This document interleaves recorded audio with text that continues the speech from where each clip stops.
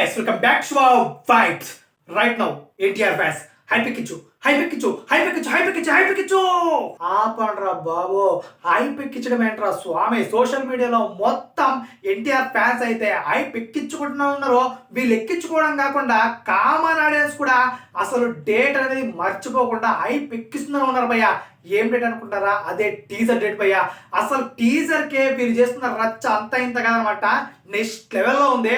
అసలు count down మొదలుపెట్టారనమాట. జనవరి 1 రోజు poster తో పాటు రిలీజ్ చేశారు కదా డేట్ అయితే. అప్పటి నుంచి ఇప్పటి వరకు కూడా కౌంట్ డౌన్ స్టార్ట్ చేశారు భయ్య. 8 days to go, 7 days to go, 5 days to go, 4 days to go, 3 days to go. కోతనే ఉంది. అసలు మొత్తానికైతే ఇక జస్ట్ 2 days ఉంది భయ్య టీజర్ కి అయితే. అసలు ర్యాంప్ ఆడుతున్నారు సోషల్ మీడియాలో అయితే. వీళ్ళ ర్యాంప్, వీళ్ళ పిచ్చ హైప్ చూస్తుంటే మాత్రం పిచ్చెక్కిపోతుంది.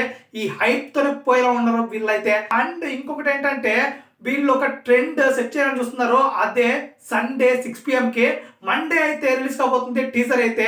అంతకు ముందే సండే 6 PM కి అయితే ఒక టార్గెట్ సెట్ చేసుకున్నారు భయ్య. అదే ట్యాగ్ టార్గెట్. ఆ దేవర ట్రెండ్ ని ఒక ట్యాగ్ తో స్టార్ట్ చేస్తారు. నేషనల్ వైడ్ లో అది నెంబర్ 1 గా పెట్టేలాగా చూస్తున్నారు. అండ్ ఇంకొకటి ఏమంటే, బీమ్ టీజర్ అప్పుడెప్పుడు తిరుమల బీమ్ టీజర్ రిలీజ్ అయింది.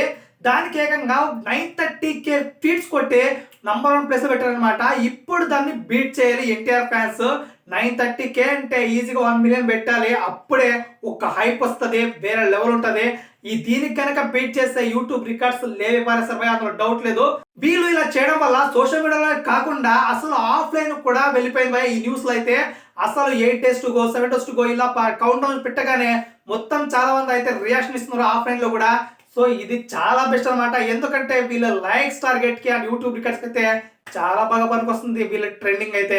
సో చూడాలి ఎలాంటి సెన్సేషన్ క్రియేట్ చేస్తుందో యూట్యూబ్ లో అయితే. ఇంకా జస్ట్ 2 days అంతే టైగర్ ఈస్ అరైవ్డ్. అసలు విజువల్ స్పెక్టాకులేషన్ గా ఉండబోతుంది. నాకు తెలిసినంత వరకు డైలాగ్స్ కంటే అసలు విజువలైజేషన్ కి మనకి టీజర్ లో ఎక్కువ ప్రాముఖ్యత ఉంటుంది భయ్య, అందులో డౌట్ లేదు. సో చాలా మంది అయితే డైలాగ్స్ పోతే ఎవరు ఎక్స్పెక్ట్ చేయకండి.